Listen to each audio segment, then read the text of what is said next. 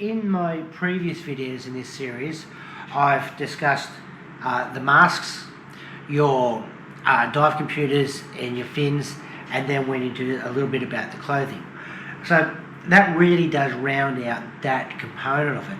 And quite frankly, if you've got all that stuff sorted out, then you're pretty well good to go.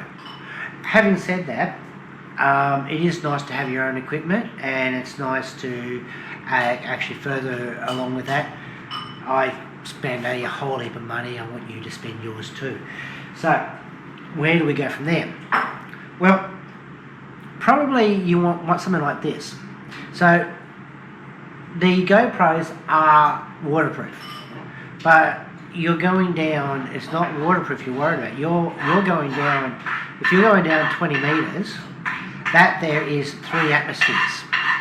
That's a lot of pressure on your GoPro, and you're going to do some damage. You want a dive housing like this that I've got, that goes in the GoPro, and I'm good to go. I've got little things I can hook onto that all hooks up. As a side note, really handy for snow skiing. Your biggest problem when you're skiing in the snow is batteries hate the cold. This cuts, the Dura batteries are good, but this actually increases your lifespan so much more. In fact, the Enduro, I had the regular batteries, and in this here, I did a little experiment, and they lasted longer than the Enduro without this. This with the Enduro just makes your snow skiing so much better, because it's all about cutting out the cold. Having said that, diving, you're more interested in just keeping the thing working, not the battery going flat. So definitely worthwhile taking one of these, because let's face it, if you're going to be going diving, you're going to be bringing your GoPro, put a housing over it, and you're good to go, and it's a great idea. As far as GoPros and all those other devices, I'm not going to bother discussing any of that sort of stuff. You have all that information anyway. So the question is, where do we go from there? Well, here I've got a spool, very handy. I've got a double ender. Not a big fan of double enders. They do come in handy from time to time. This is more of my backup spool that I have. One thing that I thoroughly recommend is that whatever you're taking, take more than one of. You don't want something to go wrong with you underwater. It's not like no, you want to be prepared. So you've got that there. You've got your torches. I actually also have on my GoPro, I've got a light that, as I've had other people call it, the second sun. So I'm not talking about nighttime diving here, I'm just talking about normal, everyday, regular diving, especially once you're down around the 40 metre mark. Things start to get washed out. You're looking at it's more of a bluey green sort of tinge. So having a torch, this I like, it's very good, because it's not a magnetic switch, it's a rotation switch, which I prefer. This here does come a bit longer. I've had some people say it's an overkill. It probably is. It is quite big and bulky. I've got connections at both ends, so I can hook it on to my unit. Two points of contact. It's much safer than one point of contact. That thing's not going anywhere. I've also mentioned about having the pockets and the shorts where you can put your stuff. So that's all quite handy. Now the other thing is are knives, and so I've got this here. This is a Scuba Pro BCD, which I personally like. The whole thing's hyperbolic, which means when it comes out of the water, it just dries really quick, which is really nice. But this here is a Scuba Pro knife. Now, like I said before, we're not after the old Crocodile Dundees with a knife that like, oh, this is a knife. No. You're not fighting sharks or fish or underwater sea creatures. In fact, the main reason why you'd use one of these underwater happens to be your own making. It's because of this. String underwater is evil. It's necessary, but it is evil because it floats. So when I was doing my rec penetration course, I actually got tangled up in the line. It was a good lesson to me. Fortunately, I had the person that was teaching me at the time. He was there making sure everything was going to be okay, and I was able to untangle myself. That was good. If you can't, don't panic. That's where you have your knives come in. Particularly this here. This has got a little hit. I can just slice that in, and that's good. I've also got it, like I've mentioned before, on that there. That's where they come in handy. The other occasion where you might end up using a knife underwater is, or a cutting device underwater for that matter, is I've seen cases where people have been diving and a swimmer's come past, fish has swum past with a hook in its mouth and 20 metres of fishing line trailing behind it. I mean, that's just annoying and gets the fish. And to come along and just to try and snap that out, it can be a little difficult. You don't want to scare the fish off or cause any extra aggravation. Whereas a pair of dive scissors, perfect. You just come out, snip that, it goes on its way, and now instead of 20-30 metres, it's got like half a metre or a metre of fishing line. It's not ideal. Person would rather remove the hook, but that's never going to happen.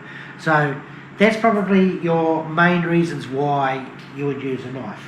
So knives are handy, necessary, I would say, but not what other people would think that you're using for, and that's just not going to be the case. So then we've got our lines, and they are handy for multiple reasons. I mean, the good thing about the finger spool, it covers just about everything. The good old-fashioned double ender, not my favourite clip, but I mean they do work. The handy thing about that is you're able to clip both ends off. So they definitely have a place in the dive world, if you can, you're better off going for something like this, where you tie it off properly. That there is now devoted to the torch. That's going nowhere. Have a whole heap of these, and you can tie them off, and you can just hook everything up, and that way you've got everything out of the way, and you don't have to worry about it. It's all then sorted out. Why would you carry a spool? Well, the advantages to a spool or some of the other lines that I have is these things here. Your good old SMBs. You want to hook that up and run that to the surface, and that's where you need your line for. You keep your line taut at all times, you're never going to get into problems. So these are handy to have.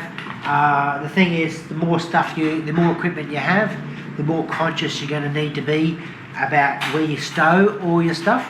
You've got to remember that you don't want to act like a Christmas tree where you've got all these different things hanging off you and everything else. It's just messy.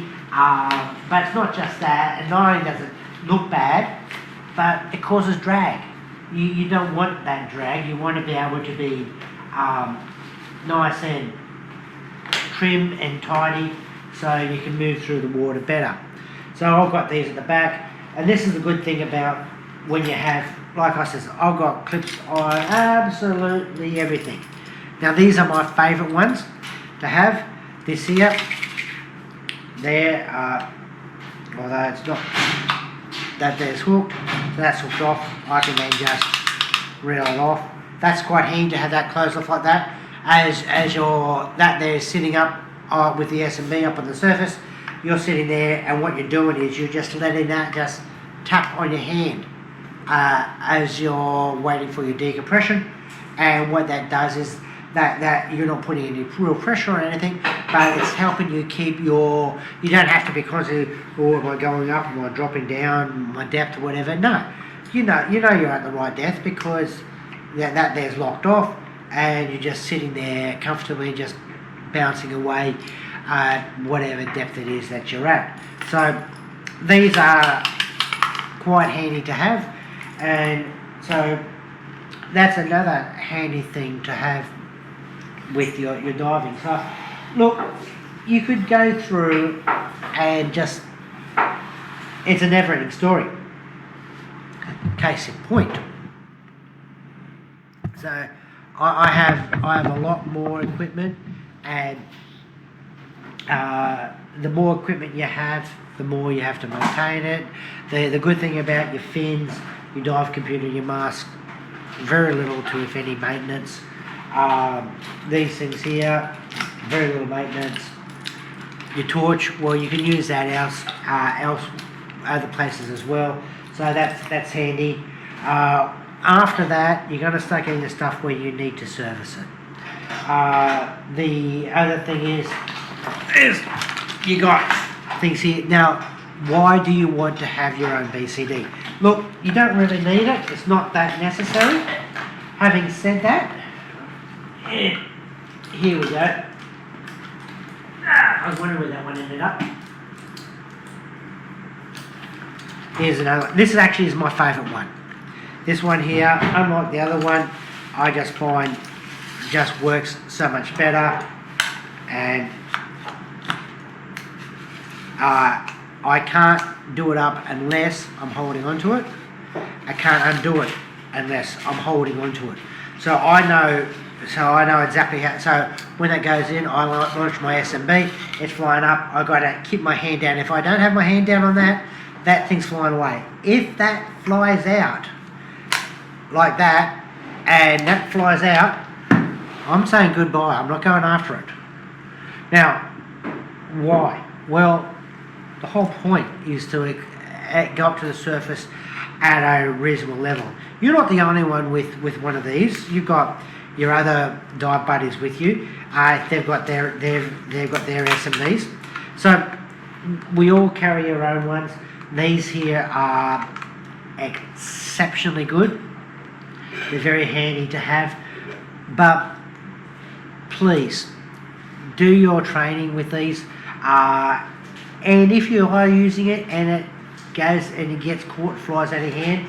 In fact, a good rule of thumb to have is when you're setting off your S&B, your dive buddy should have his cleaning device here ready, because the last thing you want is, let's say you're out like that and it's caught around your hand like this or whatever, and you can't let go, and it's starting to pull you up and you're trying to fight. Well, you want your buddy there to slice that off immediately, and that's what they're there for. You should be doing that to your buddy as well. Never had that problem yet. I have seen it. I have lost my S&B, and I've seen other people lose theirs. But the thing is, we've always had it. I've slept like that there, it's got to pull me up. I haven't been able to grab hold of this, so what I do, I just let it go. Let it go, let it fly up. I'll worry about it on the surface. If I find it, great. If not, it's not the end of the world. You can always buy another one. So that's a handy tip to keep in mind. So I'll leave it there for this one here. My next video, I'll talk about this BCD. This BCD, and we'll go from there. Cheers.